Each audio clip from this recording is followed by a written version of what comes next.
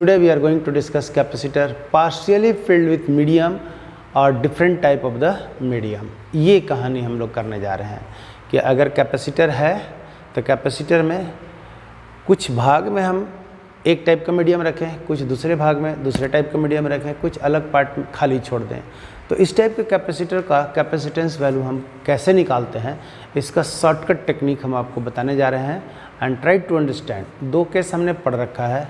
Number 1 parallel plate capacitor, capacitance value without medium and with medium.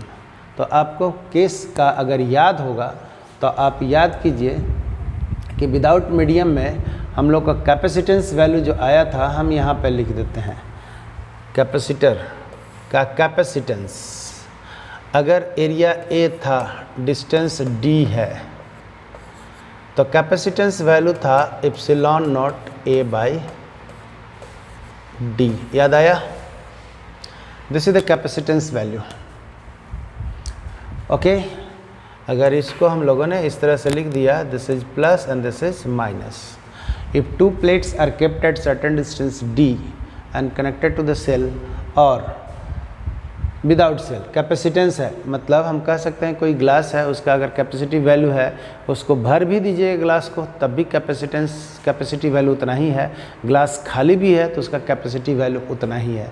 Capacity अगर 500 ml लेने का power है उसका, तो खाली रहे चाहे भरा रहे, उसका power to take the amount of the charge ना हम लोग का जस का तस रह जाता है।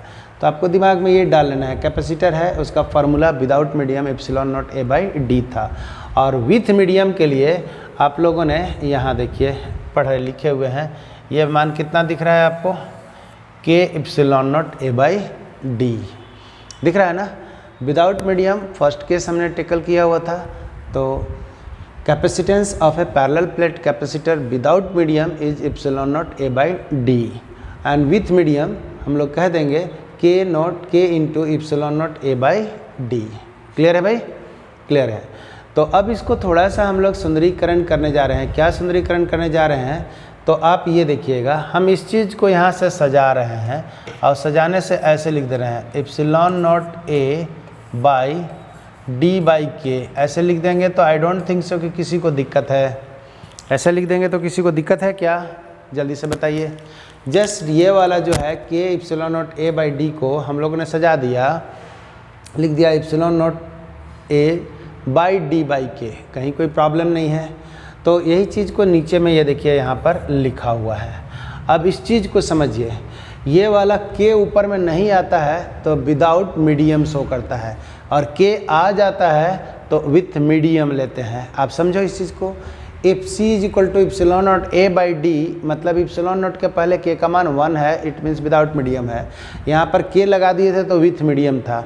अगर के का मान हम अरेंज करके हटा दिए हैं तो हम लोग के पास में ये मान जो निकला, इसका मतलब ये हो गया कि ये समझिएगा, ये देखिए हम जो आपको बोल रहे हैं, सो ये है कैपेसिटर जिसका कि प्लेट एरिया ए है, बट ये प्लेट का डिस्टेंस को हम लोगों ने रख दिया कितना डिस्टेंस पर, डी बाई के डिस्टेंस पर। ध्यान दोनों, तो ये जो प्लेट है कैपेसिटर का दोनों प्लेट, अगर हम डी बाई के डिस्टेंस पर रख देंगे तो इसका कैपेसिटेंस वैल्यू यहाँ देखिए तो वही ना आएगा। Capacitance value C is equal to क्या फॉर्मूला पढ़े हैं, एप्सिलॉन नॉट ए बाई ये डी बाई के, और हकीकत में डी बाई के को अरेंज करेंगे, के ऊपर जाएगा तो वैल्यू हम लोग को के epsilon not a by d ही तो मिल रहा है ना। मतलब समझो आप, अगर दो प्लेट को डी डिस्टेंस पर रखे हैं और दो प्लेट के बीच में हम लोग मीडियम भर दिए हैं, इसका मतलब ये होगा कि thickness of the medium is what, D. Thickness of the medium is what, D. यहाँ पर हम लोगों ने क्या कर दिया, दोनों प्लेट को डी बाई के डिस्टेंस पर रख दिए हुए हैं, तो कैपेसिटेंस वैल्यू हमको उतना ही आ गया जितना कि हम लोग डी डिस्टेंस में मीडियम डाले हुए हैं।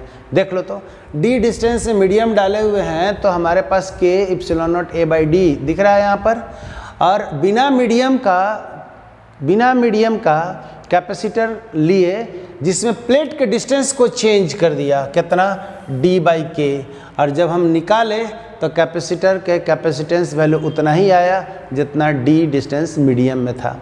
इसका मतलब हम लोग डायरेक्ट अब रूल ये बनाने जा रहे हैं कि d distance in the medium is equivalent to d/k distance in the air. इसी चीज़ को समझना, d डिस्टेंस मीडियम अगर हम दोनों प्लेट के बीच में डाल देंगे, d लेंथ का मीडियम दोनों प्लेट के बीच में डाल देंगे तो उसका कैपेसिटेंस वैल्यू उतना ही आएगा जितना दोनों प्लेट को d/k डिस्टेंस एयर में रख देंगे। ओके, क्यों ऐसा हम कह रहे हैं? तो ऐसा कहने के पीछे मेरी लॉजिक ये है, ध्यान दीजिए, ऐसा कहने के पीछे मेरा लॉजिक पॉइंट क्या है ये समझिएगा ना। ये पॉइंट को हम लोगों ने अगर ये बात को बोल रहे हैं तो यहाँ कैपेसिटेंस वैल्यू जो डिपेंड करता है, ये कैपेसिटेंस का मान ε0 a/d और साथ में किसके ऊपर डिपेंड करता है, k के ऊपर में, राइट। k को बदल दीजिएगा तब या d को बदल दीजिएगा तब कैपेसिटेंस वैल्यू चेंज कर जाएगा, एरिया को बदल दीजिएगा तब चेंज कर जाएगा। तो यहाँ पर हम दोनों प्लेट के बीच मीडियम डाले हैं, अगर इस मीडियम के हटा करके हम प्लेट का डिस्टेंस ही बदल देंगे तो दोनों का कैपेसिटेंस वैल्यू हमको बराबर मिल जाएगा। तो यहाँ पर हम लोगों को क्या मिला कि अगर हम ये थोड़ा सा सजा लें तो ε0 a और यहाँ d को हम लोग लिख देंगे d/k। मतलब ये हो गया कि हमारे पास अगर कभी भी d डिस्टेंस मीडियम में मिल जाए, d डिस्टेंस अगर मीडियम में मिल जाए तो इसका एयर इक्विवेलेंट वैल्यू कितना होगा, d/k। इसी को हम शॉर्ट में कहते हैं d'। समझ लेना बस, अगर ये कॉन्सेप्ट क्लियर हो गया तो कोई सवाल आपको झटके में निकलने वाला है। d distance in the medium is equivalent to d/k distance in the air. मतलब मीडियम का एयर इक्विवेलेंट डिस्टेंस हमने निकाल लिया है। मीडियम का एयर इक्विवेलेंट डिस्टेंस कितना होता है, तो d/k। क्लियर है भाई, समझ लीजिए। यहाँ से हम लोग कुछ नहीं किए हुए हैं, मीडियम के साथ कैपेसिटेंस वैल्यू को पता है k ε0 a/d होता है, इसको हमने सजा दिया भैया, क्या कर दिया, ε0 a और d को हम लोगों ने d/k कर दिया। वैल्यू जस्ट का तस है, mathematically it is same, but ये जो हम लोगों ने लिया ε0 a/, इसी का नाम हम लोगों ने d' कह दिया और d' का मान होता कितना है, d/k। ये d' क्या हो गया, एयर इक्विवेलेंट डिस्टेंस। d' क्या है आपका, air equivalent distance corresponding to the given distance of the medium, correct. हाँ, यस चाहे नो, ये क्लियर हो गया। तो हम आगे तुरंत आगे सवाल ले लेते हैं क्योंकि आपका क्वेश्चंस आसान होने वाला है, एकदम क्वेश्चन आसान होने वाला है, just understand it. d distance medium में होगा, उसका एयर इक्विवेलेंट डिस्टेंस कितना हो, तो d/k। Everything is okay, just give the signal, yes sir I am getting. तो हम आगे बढ़ते हैं। ओके, यहाँ से लिखा हुआ है not d distance in the medium is equivalent to d/k distance in air. Understand it. आप लोग आराम से इस लेक्चर को हम डाल देंगे और आप लोग पॉज करके वीडियो को आराम से लिख सकते हैं। ये बीच वाला वाइट लाइन को छोड़ दीजिएगा, इस समझाने के लिए रेड वाला लिख लीजिएगा कंप्लीट। तो अंडरस्टैंड कीजिए, अगर d डिस्टेंस मीडियम में होगा तो d/k that is equal to d distance in the air में होगा। तो कोई भी मीडियम मिले ना तो उसको एयर में ट्रांसफ़र कर दो, बस सवाल हम लोग को एयर में ट्रांसफ़र करने के बाद सब को सब हम लोग इक्विवेलेंट वैल्यू जोड़ और घटा लेंगे। मतलब अगर डिफरेंट टाइप के मीडियम डिफरेंट कैपेसिटर में रखा हुआ है तो सबको हम लोग एयर में बदल लेंगे, और अगर एक मीडियम आ गया तो एडिशन सब्ट्रैक्शन जो भी करना होगा वो हमारे लिए बहुत आसान हो जाएगा। पहले तो सब कैपेसिटर का हम लोग एयर इक्विवेलेंट निकालेंगे ना, इसी तरीका होगा ताकि सबका रेफरेंस लाइन और रेफरेंस हम लोग को जो पॉइंट मिले कैलकुलेशन पढ़ने के लिए, कैपेसिटेंस का कंपेरिजन करने के लिए, वो एक तरह का मिले। और एक तरह का कौन सा ले लेंगे, तो एयर वैल्यू ले लेते हैं। तो ये तरीका है और ये विनय सर है, कोई किताब में लिखा हुआ नहीं है, ये विनय सर का तरीका होगा जो आपके लिए काफ़ी आसान होने वाला है। Check it here. आपके पास जो अगर ये पढ़ लिया कि d distance in the medium है तो d/k एयर इक्विवेलेंट डिस्टेंस होता है, हमने मैथमेटिकली एडजस्ट करके देख लिया। अब आ जाओ सवाल पर। There is a question, capacitance of a partially filled capacitor. Check it here, capacitance of a partially filled capacitor. Wow, हमारे पास ये देखिए, this is the question and this is the solution. हम एक एक लाइन में अब करने जा रहे हैं ना, समझना मेरे से। इसमें क्या किया कि दो प्लेट है, दो प्लेट के बीच का डिस्टेंस कितना है, d है, जिसमें से कि हम लोगों ने t थिकनेस का, यहाँ देखिएगा ये कितना थिकनेस लिए, टी थिकनेस का एक डाइलेक्ट्रिक लिया, पूरा नहीं फील्ड है, इधर भी एयर है, इधर भी एयर है, बीच में मीडियम है, मतलब हमने पार्शियली फिल्ड किया कि नहीं किया। तो capacitance of a partially filled capacitor, ये कैपेसिटर है जिसमें कुछ भाग में मीडियम रखे और कुछ भाग में मीडियम नहीं रखे, तो हम लोग कह देंगे कि भैया इसका कैपेसिटेंस वैल्यू होगा कितना। तो कोई टेंशन थोड़ी है, this is area A, this distance is D, here is a thickness. अगर इस मीडियम का एयर इक्विवेलेंट वैल्यू निकाल लेंगे तो मेरा काम बन जाएगा कि इसको हम लोग ट्रांसफ़र कर देते हैं इसमें, किसमें, this is the capacitance without medium, मतलब एयर में। तो एयर में नाम हमने दे दिया है डी डैश। डी डैश क्या है, air equivalent corresponding to this air and this medium. यहाँ पर देखिए तो ये वाला एयर दिख रहा होगा, ये वाला एयर दिख रहा होगा, लेकिन ये बीच में क्या दिख रहा है आप लोग को, बीच में ये सब मीडियम दिख रहा है, मीडियम दिख रहा है ना। ये टोटलिटी में एयर इक्विवेलेंट वैल्यू क्या होगा, टोटलिटी में एयर इक्विवेलेंट वैल्यू क्या हो रहा है। तो अगर आप इसको निकालने के लिए कोशिश करेंगे तो एकदम आसान वाला तरीका आपको बता रहे हैं। आप ये बताओ, D dash is equal to D minus T, check कीजिए तो d माइनस टोटल d में से t थिकनेस को हटा दीजिए तो एयर का डिस्टेंस निकलेगा कि नहीं, ये भी एयर है और ये भी एयर है, बोलिए, ये भी एयर है और ये भी एयर है हमारे पास। ये डिस्टेंस जो आप देख रहे हैं एयर है, ये भी डिस्टेंस एयर है, बट बीच में क्या है, मीडियम। तो टोटल थिकनेस में से मीडियम को हटा लिए तो एयर वैल्यू मिल गया कि नहीं मिल गया, हाँ बोलिए, यस, कि d माइनस टी में एयर भरा हुआ है, लेकिन t थिकनेस जो है वो मीडियम का है। तो बताओ कि t थिकनेस मीडियम को हमको ट्रांसफ़र करना है एयर में, तो इसके डाइलेक्ट्रिक कांस्टेंट k है। डाइलेक्ट्रिक कांस्टेंट कितना है भाई, k, तो उसको हम लोग क्या करेंगे, बोलिए तो, डाइलेक्ट्रिक कांस्टेंट k है, तो हम लोग मीडियम के जो डाइलेक्ट्रिक कांस्टेंट होता है उसका एयर इक्विवेलेंट वैल्यू इतना लिख पाएंगे कि नहीं लिख पाएंगे। पहले टोटल डिस्टेंस में से मीडियम वाला को हटा लिया तो एयर का वैल्यू मिल गया, और जो मीडियम होता है उसमें हमको उसको डाइलेक्ट्रिक से डिवाइड कर देते तो एयर का वैल्यू मिल गया। तो ये एयर है, ये था, ये एयर है, ये था, ये मीडियम का एयर इक्विवेलेंट निकाल लिए। अगर ये लर्न कर गए तो आपको सब क्वेश्चन बनने वाला है। This is air, this is air, and this value t by k is the air equivalent corresponding to the given medium। यही बात तो समझा रहे हैं कि अगर d थिकनेस मीडियम में है तो उसका air equivalent value d by k हो जाता है, डायलेक्ट्रिक कांस्टेंट से हम लोग डिवाइड कर देते हैं। तो सवाल तुमको मिल गया, if you have got the questions in which there is a partially filled dielectric. अब पार्शियली फिल्ड डायलेक्ट्रिक होगा तो अभी हमने बताया था कि अगर d डिस्टेंस मीडियम में होता है, देखो यहाँ से, अब यहाँ से बार बार बोल रहे हैं कि d डिस्टेंस मीडियम में होगा तो इसका एयर इक्विवेलेंट वैल्यू कितना कहते हैं, d बाई के, मतलब जितना थिकनेस मीडियम का होता है उस मीडियम को k से डिवाइड कर देते हैं तो उसका एयर इक्विवेलेंट वैल्यू निकल जाता है। क्योंकि हम लोगों ने यहाँ से देखा epsilon not a by D, आप ऐसे लिखो k into epsilon not a by D या k epsilon not a by D by के, बात तो बराबर है। तो d बाई के आपको कौन सा है, एयर इक्विवेलेंट डिस्टेंस है। यहाँ पर कोई मीडियम नहीं है फिर भी कैपेसिटेंस उतना ही आ रहा है, यहाँ d डिस्टेंस का मीडियम है तब भी कैपेसिटेंस वैल्यू उतना ही आ रहा है, मतलब d distance in the medium is equivalent to d by K distance in the air. तो जब कभी मीडियम का थिकनेस दिया हुआ है तो उस मीडियम में k से अगर डिवाइड कर दोगे तो एयर इक्विवेलेंट वैल्यू निकल जाता है। यही बात तो हम यहाँ से समझा रहे हैं। ये से देखिए कि इस टोटल दो प्लेट के बीच में t थिकनेस का मीडियम रखा हुआ है, क्लियर है। तो पहले एयर वैल्यू लेफ्ट साइड और राइट साइड दोनों में एयर वैल्यू है, तो कितना वैल्यू है भैया, टोटल d में से t थिकनेस घटा दो तो एयर का मान हमको निकल गया, कितना निकला हम लोग को, तो d माइनस के निकल गया, प्लस मीडियम है कितना थिकनेस का, तो t, तो हम मीडियम का जोड़ेंगे कि मीडियम के एयर इक्विवेलेंट, तो मीडियम के एयर इक्विवेलेंट के लिए क्या कहते हैं, डायलेक्ट्रिक कांस्टेंट से डिवाइड कर देते हैं। तो किससे डिवाइड कर दिया, k से, k भी the dielectric constant of the medium. तो ये वैल्यू हम लोग को मिल गया एयर इक्विवेलेंट वैल्यू। तो यहाँ से बात यही लिखा हुआ है, d dash air equivalent distance that is equal to d minus T plus T by के।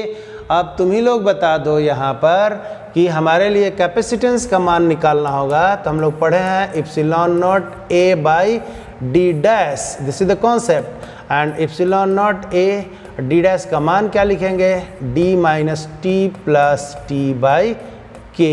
दिस इज योर आंसर, जो बहुत ही सस्ता में आपको दे देगा। अब इससे और टेढ़ा टेढ़ा क्वेश्चन लेने जा रहे हैं ना, करेक्ट, बोलिए कि सर यहाँ तक क्लियर है कि अगर मेरे पास कोई मीडियम सर्टेन थिकनेस का रख लेंगे तो उसका एयर इक्विवेलेंट वैल्यू हम उस मीडियम के डाइलेक्ट्रिक कांस्टेंट से थिकनेस में डिवाइड कर देते हैं तो हम लोग को मिल जाता है। करेक्ट है भाई। तो अब यहाँ से बताओ, हम दूसरा एक क्वेश्चन ले लेते हैं। ठीक है, क्लियर है। एक हम दूसरा क्वेश्चन ले लेते हैं जो हम यहाँ पर करके दिखाए हैं। देखो यहाँ सी, हमारे पास अगर ऐसा एक डाइलेक्ट्रिक ले लिया, ये देखिए मीडियम या कैपेसिटर प्लेट है, हम करके दिखा रहे हैं तो आप लोग बना के देखिएगा ना, तो आपको एकदम क्लियर हो जाएगा। दिस इज योर कैपेसिटर जिसमें कि एक मीडियम हमने लिया T1 थिकनेस का। ये देखिए आपको फोटो बना हुआ है, ये आपका है कितना T1 है और ये आपका कितना है T2 थिकनेस है। ये देखिए अलग मीडियम है ये भैया। ओके, टोटल डिस्टेंस कितना था D। तो बताओ D डैश का मान हम लोग निकालेंगे कैसे। पहले दोनों प्लेट का जो मीडियम है उसको हम हटा देंगे। तो हटाएंगे कैसे, तो D minus T1 plus T2। बताइए, पहले मीडियम वाला को हटा लिए तो ये एयर था, यहाँ भी एयर था और ये मीडियम था, तो टोटल D में से T1 प्लस T2 मीडियम वाला को हटा लिया तो एयर वैल्यू मिल गया। साथ में ये मीडियम का एयर इक्विवेलेंट वैल्यू और सेकंड मीडियम का एयर इक्विवेलेंट वैल्यू कैसे निकालेंगे, तो this is K1 and this is K2। तो भैया ये फर्स्ट मीडियम जो लिखा उसका एयर इक्विवेलेंट वैल्यू क्या लिखेंगे, T1 by K1। Second medium का air equivalent value T2 by K2। I suppose कि this is your D dash, एकदम सस्ता है। हाँ, T बराबर T1 प्लस T2, एकदम सही है। T बराबर T1 प्लस T2, तो D में से T1 प्लस T2 को हटा दीजिए, मीडियम वाला को हटा दीजिए और मीडियम के करस्पॉन्डिंग एयर इक्विवेलेंट निकाल के एयर डिस्टेंस में जोड़ दीजिए। इसका मतलब यह है कि D डिस्टेंस पे दोनों प्लेट को रखिए इस मीडियम के साथ, कैपेसिटेंस वैल्यू उतना ही होगा जितना कि ये दोनों प्लेट को D डैश डिस्टेंस पे रख देंगे।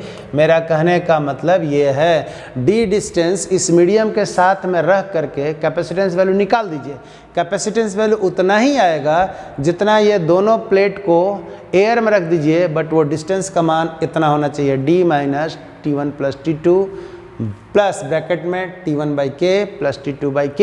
एयर इक्विवेलेंट डिस्टेंस हमने ट्रांसफ़र कर दिया, मतलब E वाला एयर है ही, ये वाला एयर है ही, तो टोटल D था, ये थिकनेस को हटा दिया तो ये एयर मिल गया। और इस मीडियम का एयर इक्विवेलेंट ये वाला, इस मीडियम का एयर इक्विवेलेंट ये वाला, टोटल एयर इक्विवेलेंट निकल गया। तो हाँ, कौन सा, तो K1 टाइप का मीडियम, K2 टाइप का मीडियम, या अलग अलग भी हो सकता है कि ये पेपर हो तो ये माइका सीट हो, यहाँ पर आपका वाटर हो तो यहाँ पर एयर हो, अलग अलग।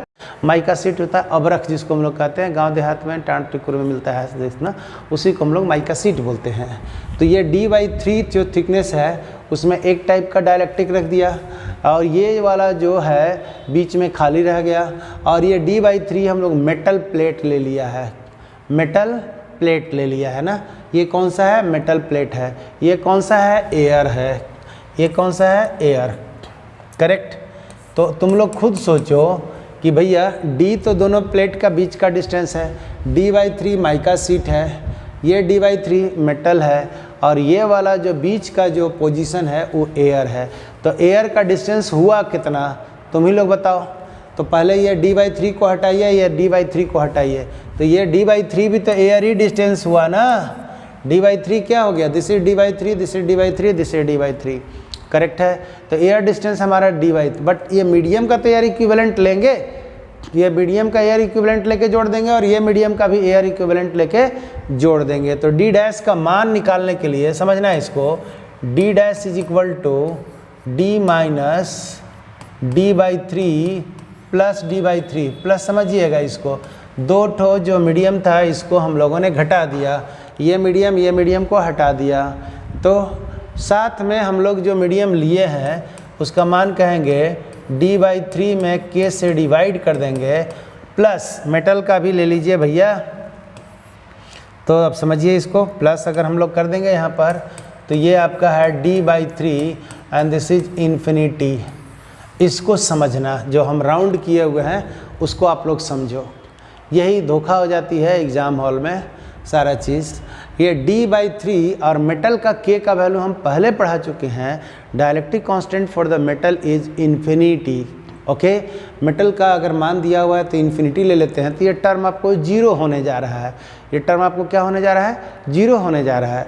वाटर का होता है 80 और अलग अलग मीडियम के लिए k का वैल्यू अलग अलग होता है जो दिया रहता है, इसके लिए हेडेक नहीं लेना है। ओके, तो आप ये बताओ कि ये वाला जो वैल्यू हम लोग को मिल रहा है, तो d' this is d/3 plus d/3, मात्र ये वाला k बचेगा, ये वाला तो 0 हो जाएगा, तो वैल्यू हो गया d/3 1 + 1/k and then equivalent value c is equal to ε0a by d'। This is your numerical section है, this is a by d/3 1 + 1/k। Check करो k का मान जैसा दिया रहेगा वैल्यू रख लेंगे, आंसर आ जाएगा। ओके, ये देखिएगा एयर इक्विवेलेंट के कितनी स्ट्रॉन्ग आपका यहाँ पर रिक्वायरमेंट है और कितना स्ट्रॉन्ग कॉन्सेप्ट है कि हमको कैसा मीडियम कहीं भी रखेगा हम उसका एयर इक्विवेलेंट निकाल लेंगे और मेरा काम बन जाएगा। हम लोगों ने क्या सीखा कि if total distance is d, उसमें से अगर कोई पार्ट में मीडियम को रखे हुए हैं तो पहले उसको माइनस कर लेंगे तो एयर का वैल्यू निकल जाएगा, और जो माइनस किए हैं मीडियम का उसको एयर इक्विवेलेंट करके हम जोड़ देंगे तो इक्विवेलेंट एयर डिस्टेंस निकल जाएगा और एयर डिस्टेंस वाला हम कैपेसिटेंस का फार्मूला में डाल देंगे। तो कॉन्सेप्ट क्या होगा? ε0a/d'। इससे आपका इस टाइप का कोई भी सवाल एकदम एक लाइन में, और एक लाइन क्या है? d' निकालना। आंसर क्लियर है? ओके, तो हम टाइप 2 अगले दिन लेंगे। पहले अब दूसरा चीज़ हम लोग पढ़ लेते हैं तब।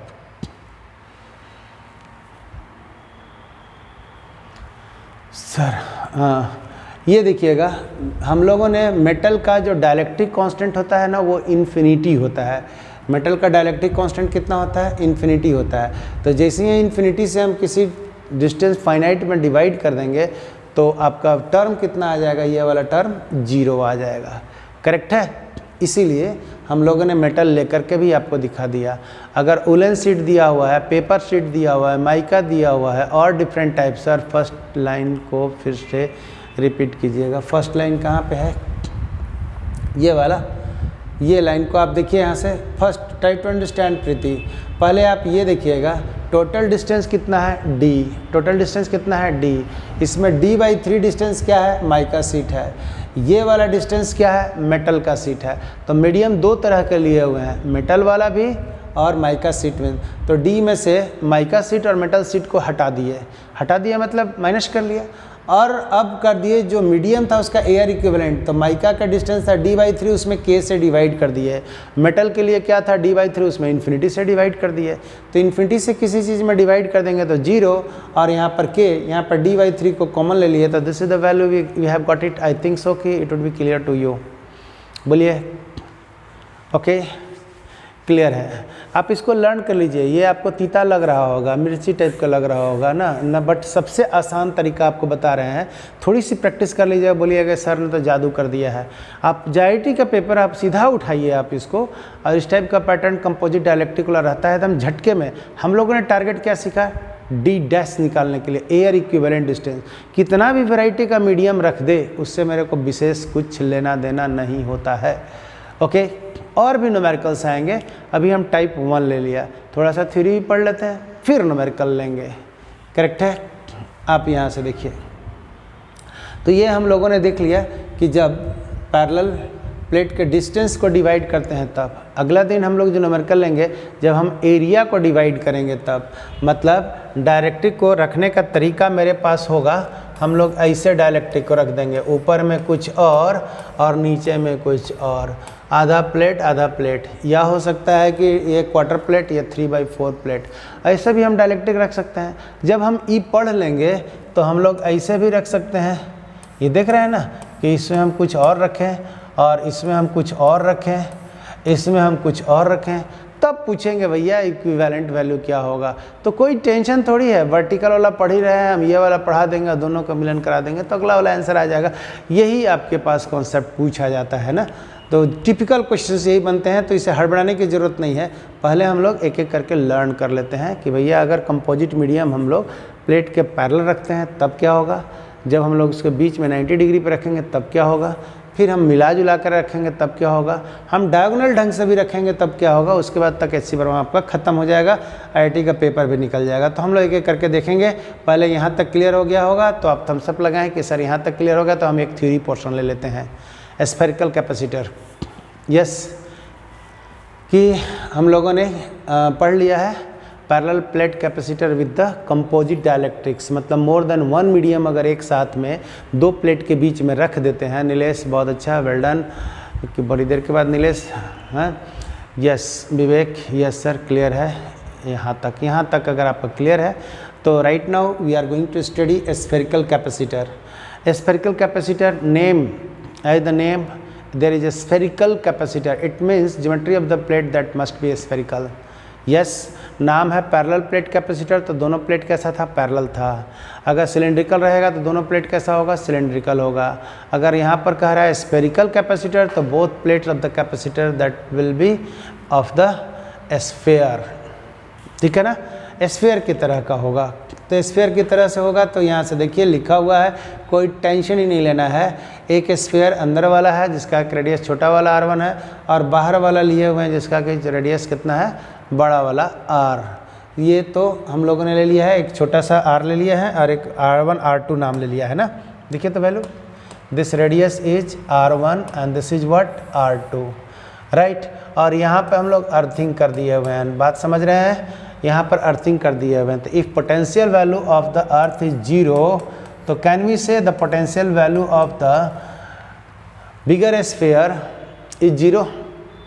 ये बात को कह सकते हैं कि अगर अर्थिंग हमने कर दिया हुआ है आउटर शेल को, आउटर स्फेयर को, तो potential is 0 then potential is 0। और अगर हमने चार्ज यहाँ पर प्लस रखा हुआ है, here is potential V then here is potential 0। ध्यान दीजिएगा, हम आपको सिखाए थे to calculate the capacitance of the any type of the capacitor, our aim is to find the potential difference between the two plates. हमने तो यही सिखाया हुआ था, चाहे सवाल हमको कोई भी क्यों ना मिल जाए, हम लोग का कैपेसिटेंस निकालने के लिए formula is this Q/V। Q charge already we have given, then correspondingly there is development of the potential। अगर हम पोटेंशियल डिफरेंस का वैल्यू निकाल लेंगे और डिवाइड कर देंगे तो capacitance of the spherical capacitor निकल जाएगा। ये पहले ही बोल चुके हैं कि capacitance of a capacitor it is the ratio of the charge given to the increase in the potential. If we calculate the potential difference then we will get directly the capacitance of the given capacitor, and name of the capacitor is derived by the geometry of the plate of the capacitor. भैया capacitor का plate का जो है उसका geometry कैसा है, cylindrical है कि पैरेलल प्लेट है कि स्फेरिकल है या एनी टाइप का और है, उसके आधार पर डिपेंड करता है ना। तो हम लोग को निकालने के लिए फिर से वही कॉन्सेप्ट हम बोले थे, केट का टुकड़ा क्या है, E = -dV/dr से। तो देखिए यही चीज़ को लिखा है, E क्या है, electric intensity at any point between the two plates. ध्यान रखिए, अगर यहाँ पे चार्ज हम लोगों ने Q दे दिया हुआ है तो इंड्यूस चार्ज बाहर में -Q होगा। तो बीच के किसी पॉइंट पर इलेक्ट्रिक इंटेंसिटी का मान हम लोग ये करेंगे कि दिस इज प्लस से माइनस की ओर इलेक्ट्रिक लाइन सब निकलता ही है। ओके, ये देखिएगा इलेक्ट्रिक फील्ड का वैल्यू है, और अगर इलेक्ट्रिक फील्ड का वैल्यू हम लोग को मिल रहा है तो हम लोग पोटेंशियल का मान निकाल लेंगे। और कैसे निकालते हैं तो आप लोग को समझिए, पहले electric intensity at any point, ठीक है ना भाई। यहाँ देखिएगा, अगर आपका चार्ज स्फेयर है ये प्लस वाला, और यहाँ से r डिस्टेंस पर इलेक्ट्रिक इंटेंसिटी निकालेंगे तो गॉसेस लॉ से ये वाला वैल्यू हम निकाल चुके हैं, E = Q/4πε0r। तो अंदर वाला चार्ज स्फेयर Q है, उससे हम लोग यहाँ से देखिए ये r डिस्टेंस कोई भी पॉइंट यहाँ पर हम लोगों ने निकाल दिया, and this is the point in between the two plates. दो प्लेट्स के बीच का इंटेंसिटी का मान निकालने के लिए हम लोग ये गॉसेस लॉ लगाए हुए हैं। तो E = Q/4πε0r। आई सपोज कि ये पॉइंट क्लियर होगा। ये हम स्फेयर के कारण किसी पॉइंट पर इलेक्ट्रिक इंटेंसिटी आउटर पॉइंट पर निकालने का तरीका ऑलरेडी बोल रखे हैं, Q/4πε0r। यस, अगर इतना है तो हम लोग ने सब पढ़ा दिए थे कि भैया यहीं से स्टार्ट करते हैं, E = -dV/dr से। बोलिए तो कि सर ये वाला तो हम पहले ही बोल चुके हैं कि दो चीज़ हमको ज़रूरत पड़े, E = -dV/dr and C = Q/V। Okay ये क्यों? पोटेंशियल डिफरेंस निकालने के लिए। और ये क्यों? क्यू में वी से रेशियो कर दें तो कैपेसिटेंस वैल्यू निकल जाएगा। यही 2 पॉइंट तो हम बोलते रहे हैं आपको ना, किसी टाइप का प्रॉब्लम में। ये आपको एनसीईआरटी की एक्सरसाइज में दिया हुआ है, न्यूमेरिकल सेक्शन में। आप आज देख लीजिएगा किताब खोल करके, हम वहाँ से आपको थ्योरी में ही ले रहे हैं। करेक्ट है? करेक्ट है? हाँ चाहे ना? थम्स अप देखते ही कि सर यहाँ तक क्लियर है, और यहाँ तक क्लियर है तो मेरा बात भी बनने वाला है, ध्यान दीजिए। ओके सी, अब जो क्लियर है प्रीति, हाँ सर जी, हाँ प्रीति जी, पूजा, बहुत अच्छा। तो अब आगे आ जाओ। dv इज इक्वल टू हम लोगों ने पढ़े हैं minus dv by D R, तो यहाँ से आ गया e equal to minus dv by D R, तो dv is equal to minus E D R. Correct है? dv is equal to minus E D R. अगर इतना काम कर लिए तो e का मान ऊपर में निकाल चुके हैं ना। E का मान किसी चार्ज स्फीयर के कारण r डिस्टेंस पर इंटेंसिटी का मान q बाई 4πε0r होता है। तो देखो यहाँ से हम लोगों ने E का मान को रख दिया, और E का मान में रखेंगे तो q बाई 4πε0 कांस्टेंट है। और यहाँ पर देखो इसके पहले वाला जो कैपेसिटर में हम लोगों ने पैरेलल प्लेट में लिया हुआ था, उसमें ये D भी कांस्टेंट आ गया था, लेकिन यहाँ पर R क्या है? वेरिएबल है। कैसे वेरिएबल है? तो R का वैल्यू फर्स्ट प्लेट से लेकर के सेकंड प्लेट तक वेरी करेगा, मतलब R1 से लेकर के R2 तक, R1 से लेकर के R2 तक। इसके पहले वाला में हम लोगों ने पढ़े थे पैरेलल प्लेट कैपेसिटर में, तो ये दोनों के बीच का इलेक्ट्रिक इंटेंसिटी का मान क्या था रे भाई? कांस्टेंट था। पैरेलल प्लेट कैपेसिटर में इलेक्ट्रिक इंटेंसिटी का मान क्या था? कांस्टेंट था। यहाँ पर इलेक्ट्रिक इंटेंसिटी का मान कांस्टेंट है कि वेरिएबल है? देख के बोलिए, यहाँ से आपको दिख रहा होगा ये इलेक्ट्रिक इंटेंसिटी का मान वेरिएबल हो गया। इसके पहले वाला में पैरेलल प्लेट में कांस्टेंट था, इसीलिए हम आपको बताए थे इंटीग्रेशन प्रोसेस कि कांस्टेंट रहे कि वेरिएबल रहे, कैसा भी प्रॉब्लम रहेगा ये हम सब जगह लगाएंगे। करेक्ट है? इसीलिए हम लोगों ने शुरुआत से ये काम किया है। कहीं की किताब में शुरू वाला पैरेलल प्लेट में आप इंटीग्रेशन नहीं लिया होगा तो लगेगा कि सर डायरेक्ट लिख देते हैं, काल इतना किए हैं। नहीं, हम जो प्रोसेस लर्न किए हैं वो पैरेलल में भी लागू हो, स्फेरिकल में भी लागू हो, सिलेंड्रिकल में भी लागू हो, और अदरवाइज कोई भी प्रोसेस रहे, हम सब जगह इस कॉन्सेप्ट को लगा सकते हैं। तो डेवलपमेंट ऑफ द कॉन्सेप्ट की बात ये होती है। यहाँ पर आपके पास इंटेंसिटी क्या है? वेरिएबल है। तो वेरिएबल किसके ऊपर डिपेंड कर रहा है? आर के ऊपर। तो जो वेरिएबल टर्म होता है उसको हम लोग अंदर में रखेंगे, रेस्ट टर्म को बाहर कर दिया। अब लिमिट लेने का तरीका जरा सा समझो, तो हम यहाँ पर आपको लिमिट के लिए फोटो एक खींच देते हैं, ध्यान दीजिएगा ना। ये आपका ये स्फीयर है, ये आपका दूसरा स्फीयर है। This is your radius R1 and this is your radius R2। यहाँ का पोटेंशियल आपका V बराबर 0 है और यहाँ पर V है। ध्यान दीजिए, जब साइज R1 लिए हैं तो पोटेंशियल कितना है? V। यहाँ से देखिए तो यहीं से ना डिस्टेंस हम लोग मेजर कर रहे हैं, यहीं से ना यहीं तक आगे बढ़ना है आपको। तो R1 पर है तो पोटेंशियल कितना है? V। तो यहाँ देखिए ये R1 है, ये डिस्टेंस का वेरिएशन है तो डिस्टेंस का लिमिट लेंगे, और ये पोटेंशियल का वेरिएशन dV शो कर रहा है तो पोटेंशियल का लिमिट लेंगे। तो R1 पोजीशन पे पोटेंशियल कितना है? V। देखने से लग रहा है तो यहाँ पर V ले लिया। जब यहाँ से हम बढ़ करके R2 पर आ गए तो पोटेंशियल का मान कितना हो गया? 0 हो गया होगा। आपको ये क्लियर हो गया होगा। 0 क्यों है? तो इसको हम लोगों ने अर्थिंग किया हुआ था इसलिए 0 है। ओके, और अर्थिंग करने से हम लोग पोटेंशियल डाउन हो जाता है, कैपेसिटेंस अप हो जाता है। यही चीज़ तो हम लोगों ने पढ़े हुए थे।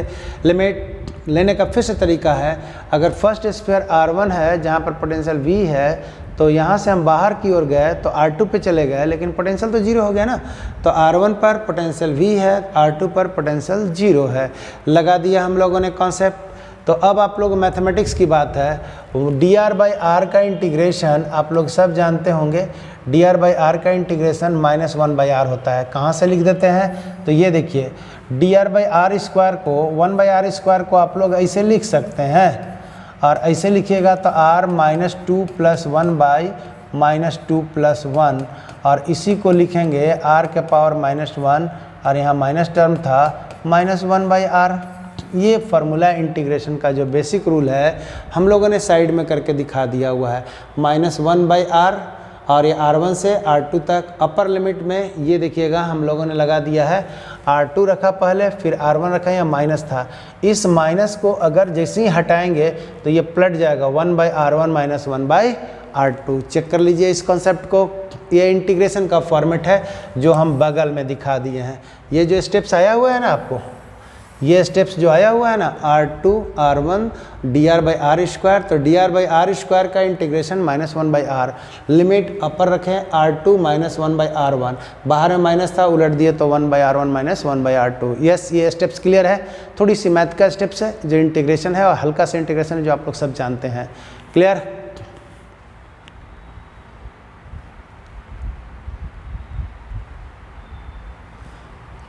हाँ, यहाँ से देखिए कोई दिक्कत नहीं है, ये वैल्यू हम लोग पलट देंगे अभी तुरंत। इसको हम लोग देख लेते हैं। यहाँ से देखिए 0 माइनस भी, ये माइनस माइनस को गोल कर देंगे तो हमारे पास वैल्यू, ध्यान रखिएगा यहाँ 2 3 3 निगेटिव टर्म आने जा रहा है ना, 2 3 3 निगेटिव टर्म आने जा रहा है। सोनाली आप जो लिखे हुए हैं पहले एक एक करके समझिए। ये 0 माइनस भी और यहाँ जो फॉर्मूला का निगेटिव था ये निगेटिव और ये निगेटिव आपको कैंसिल हो गया है, तो बचेगा क्या? यहाँ पर जो एक आ रहा है इसका यहाँ से निगेटिव इंटीग्रेशन आ रहा है, ये देखिएगा निगेटिव इंटीग्रेशन। इस निगेटिव को हम लोग लिमिट को बदल दिए है ना, इस निगेटिव साइन को हम लोगों ने 1/r2 -1/r1 है, निगेटिव से ऑपरेट करेंगे तो 1/r1 -1/r2 आ जाएगा। मतलब एक निगेटिव यहाँ पर है माइनस भी वाला, एक निगेटिव यहाँ पर है, इसको गायब कर दिए और इसके करस्पॉन्डिंग जो निगेटिव वैल्यू आता है उसको हम लोग यहाँ पर पलट दिए हैं, तो ये वैल्यू आ गया है 1/r1 -1/r2। आई सपोज कि कोई डाउट नहीं होगा। 0 माइनस भी यहाँ निगेटिव आएगा, माइनस निगेटिव पहले से जो ऊपर से चलता आ रहा था ये निगेटिव मिलकर पॉजिटिव, और यहाँ इंटीग्रेशन करेंगे तो यहाँ पर एक निगेटिव आएगा और ये निगेटिव को हम लोगों ने पोजीशन चेंज कर दिए हैं लेटर का। तो आई क्लियर कि आई सपोज कि क्लियर होगा। तो मेरे पास v का मान मिल गया है, v value is equal to q/4πε0 और इसके जगह पर मान रख दिया 1/r1 -1/r2। चेक कीजिए, इसको चेक कीजिए सारे के सारे चीज़, कहीं कोई दिक्कत नहीं है। आपके पास समझना है 0 माइनस भी निगेटिव, यहाँ पर एक निगेटिव और यहाँ इंटीग्रेशन किए तो हमारे पास dr/r² का मान आया -1/r। ये देखिए -1/r और 1/r का लिमिट रखे 1/r2 -1/r1, लेकिन यह माइनस था, इसको हमने पलट दिया तो सारा माइनस भी गोल हो गया, अरेंज हो गया है सारा चीज़। अरेंज जैसे ही हो गया तो हमारे पास टारगेट क्या होगा, c = q/v। v का मान हम लोगों ने निकाल लिया हुआ है। बोलिए सर यहाँ तक क्लियर है? न तो फिर हम कैलकुलेशन बगल में दिखाएंगे। यस, बोलिए क्या everything is okay? Yes, everything is okay here. आप लोग ध्यान दीजिए, क्लियर है? जस्ट एक बार आपको कैलकुलेशन देखना है। सानिया क्लियर है?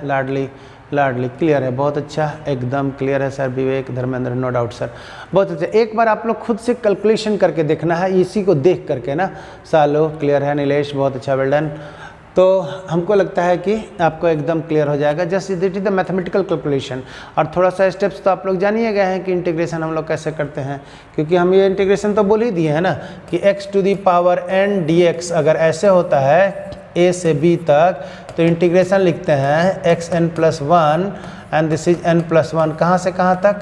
a से b तक। इसको हम लोग अपर लिमिट कहते हैं, तो अपर लिमिट मतलब x के जगह पर बैठा देंगे bn+1 -an+1 divided by n+1। यही तो फार्मूला का यूज हम लोग करते हैं। यहाँ पर n का मान आपका -2 था, यहाँ पर हम लोगों ने इस तरह का यही फार्मूला का यूज हम लोगों ने किया हुआ है। जनरल कॉन्सेप्ट ये है। अब आ जाओ यहाँ से, c = q/v है तो v का मान निकाल लिया हम लोगों ने, तो q/4πε0 1/r1 -1/r2। ये q को उड़ा दिए हम लोगों ने और ये वाला 4πε0 कहाँ चला जाएगा? ऊपर में। Then we have got the value, ये देखिएगा 4πε0 ऊपर में ले जाइए इसको 1/r1 -1/r2। इसी को ये देखिए सजा करके लिखा हुआ है 4πε0।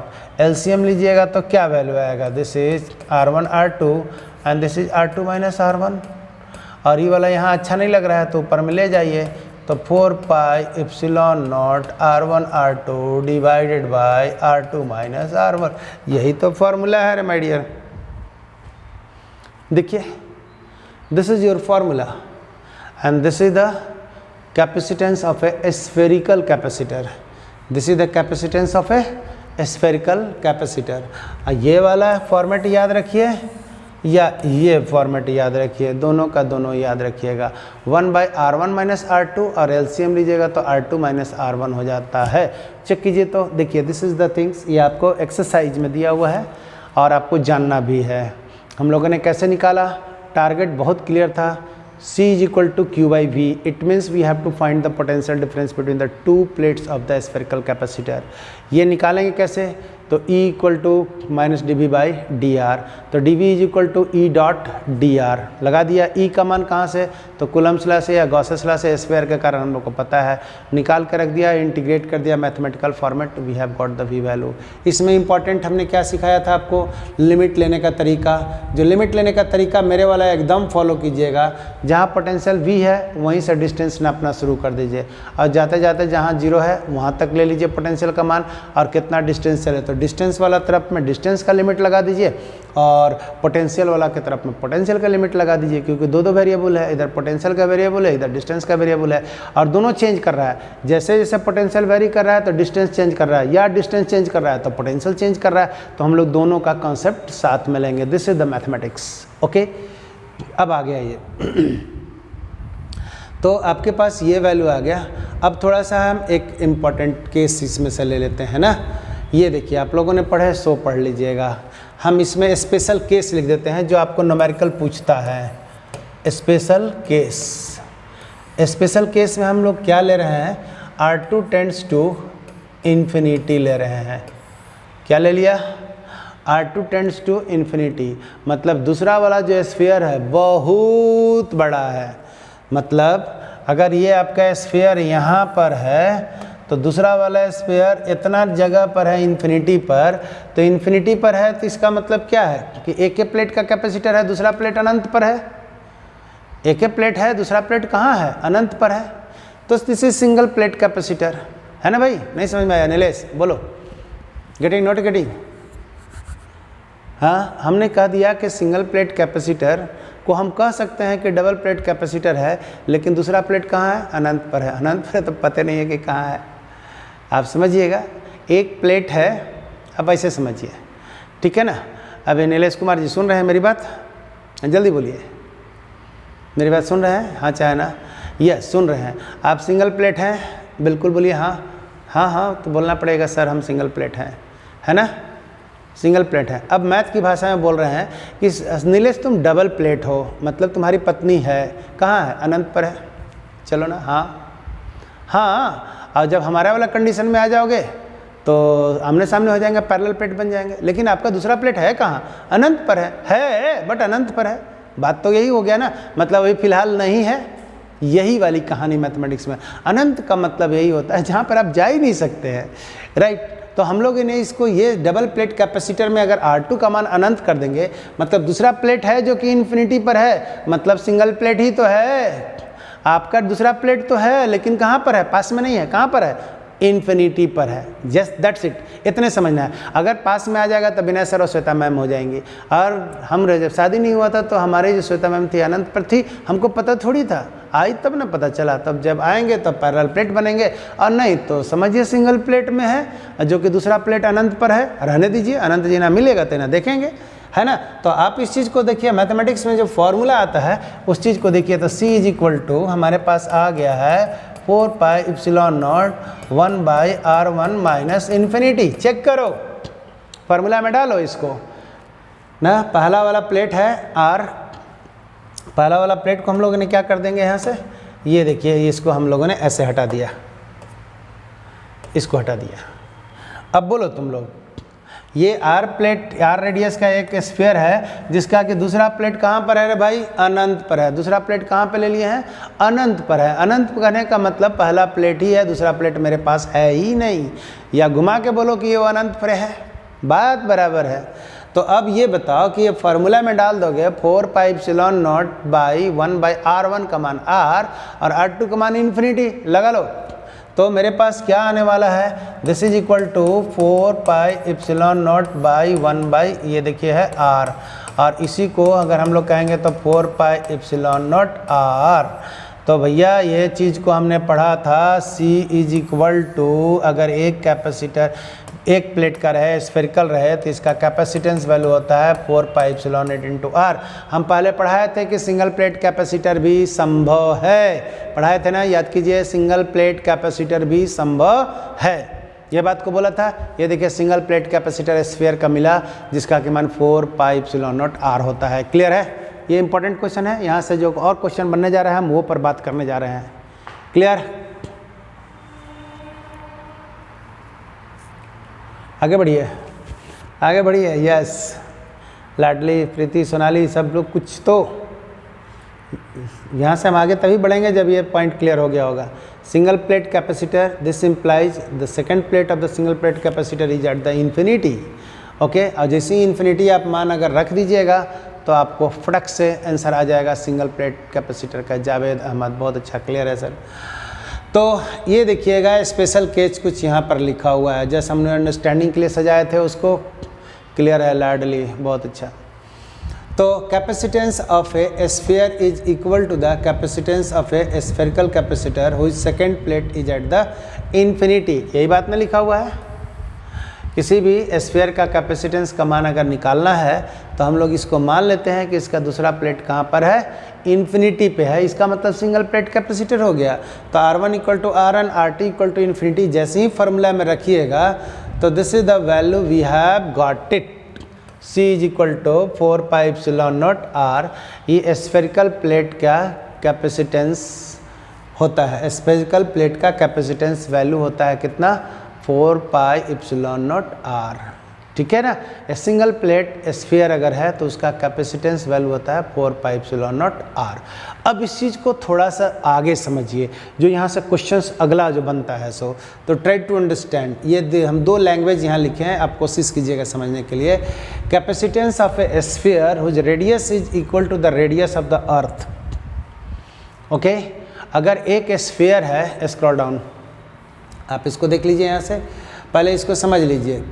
हमने लिखा कि फार्मूला मेरे पास ये था, ये किसका है, स्फेरिकल प्लेट कैपेसिटर का है। स्फेरिकल प्लेट कैपेसिटर में if another plate, second plate is at the infinity, then this spherical plate capacitor will be a single plate sphere capacitor value होगा। सिंगल प्लेट स्फीयर वाला capacitor बनेगा कब, जब second plate को कहाँ रख दीजिएगा, इन्फिनिटी पर। और जैसे ही हम लोग इन्फिनिटी पर रख दिए हैं तो 4 pi epsilon naught 1 by R लिया, इन्फिनिटी लिया, तो this is the value we have got it. C equal to 4 pi epsilon naught R। R क्या है, रेडियस ऑफ द स्फीयर है। तो हम आपको बोले थे कि सिंगल प्लेट कैपेसिटर संभव है। डबल प्लेट होता है, मल्टी प्लेट होता है, पैरेलल होता है, राइट। सिलिंड्रिकल है तो है, स्फेरिकल है तो है, और डिफरेंट टाइप का कंपोजिट मीडियम दोनों प्लेट के बीच में रख सकते हैं, तो बिल्कुल रख सकते हैं। कितने वैरायटी से, पैरेलल में कि सीरीज में, कि जैसे मन तैसे, तो जैसे मन तैसे पैरेलल सीरीज, सब यही से आपको अंडरस्टैंडिंग होगा। अभी हम लोग कंसेप्चुअल ले रहे हैं, आगे सवाल में बहुत कुछ मिलने वाला है जो कंपटीशन बन जाता है। बट आपका सिलेबस इज दिस, ये हम सिलेबस आपको ओवर कर रहे हैं। क्लियर है, आगे बढ़ें। यस, अब यहाँ से आपको ये क्वेश्चन पूछता है ना कि if there is a sphere which size is equal to the radius of the earth, if there is a sphere which size is equal to the radius of the earth. अगर एक हम sphere ले लेंगे जिसका कि size किसके बराबर है, रेडियस ऑफ द अर्थ के बराबर है, रेडियस ऑफ द अर्थ के बराबर है, तो हम लोग कैसे निकालेंगे। तो जल्दी से देखिएगा, capacitance of a sphere radius is equal to the radius of the earth. तो radius of the earth is what, 6.4 into 10 to the power 6 metre, यही ना, 6400 किलोमीटर बोलते हैं, या 6.4 into 10 to the power 6 metre में रख लीजिए। और 4 पाई एप्सिलॉन नॉट R का मान आप लोग सब जानते हैं कि भाई मोरे 1/4 पाई एप्सिलॉन नॉट का मतलब होता है 9 इंटू 10 टू द पावर 9। बोलिए, ये वैल्यू आप लोग पढ़े हुए हैं। तो 4 पाई एप्सिलॉन नॉट का मान क्या हो जाएगा, उलट जाएगा। ये देखिएगा, आप लोग वैल्यू सब याद कीजिए, आप लोगों ने पढ़े हुए हैं। This is equal to 9 into 10 to the power 9। Yes sir, कोई दिक्कत ही नहीं है। तो ये मान हमने यहाँ पर बैठा दिया और रेडियस ऑफ द अर्थ को ले लिया, काट पीट किया तो आपके पास वैल्यू इतना आया होगा, 711 गुने 10 टू द पावर -6 आया होगा ना। तो -6 को यहाँ पर हम लोगों ने किसको रख दिया है, माइक्रो फराड में रख दिया है। आएंगे इसको आप अगर कैलकुलेशन करेंगे तो 711 into 10 to the power -6 farad आएगा। करेक्ट है, कितना आया, हाँ जी। तो इसी को 10⁻⁻⁶ को हम लोग माइक्रो कह देते हैं, तो 711 711 माइक्रोफैराड। सोचो ज़रा सा कि माइक्रो अर्थ के बराबर अगर स्फीयर, अर्थ के बराबर रेडियस वाला अगर हम कोई स्फीयर ले लेंगे तो उसका कैपेसिटेंस वैल्यू माइक्रो में आ रहा है। तो सोच लो कि अगर हम लोग को फराड में लेना पड़ेगा, ये माइक्रो फराड में आया, उसका साइज कितना बड़ा हो गया प्लेट का, अर्थ के रेडियस के बराबर। ये छोटा मोटा तो है नहीं, कपार पे तो लेकर घूम नहीं सकते हैं, कपार पे उठा लीजिएगा इतना बड़ा स्फीयर को, कोई चांस नहीं है। अर्थ के रेडियस के बराबर अगर कोई स्फीयर हुआ, उसका कैपेसिटेंस वैल्यू 711। रट लीजिए कि if a sphere whose size is equal to the radius of the earth, और देन उस capacitance value of that sphere is 711 microfarad. Remember it, constant value है, राइट। तो सोचो माइक्रोफैराड होता है उतना बड़ा साइज का, तो फैराड के लिए तो बहुत बड़ा साइज है।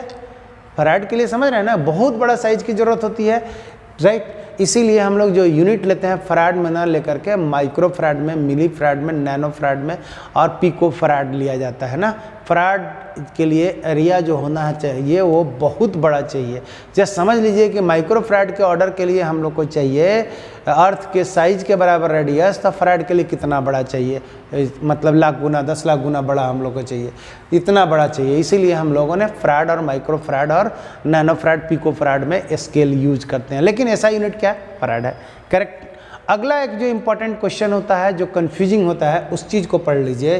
कैपेसिटेंस ऑफ द अर्थ क्या होगा, कैपेसिटेंस ऑफ द अर्थ, जल्दी से बोल दीजिए, अंत भला तो सब भला।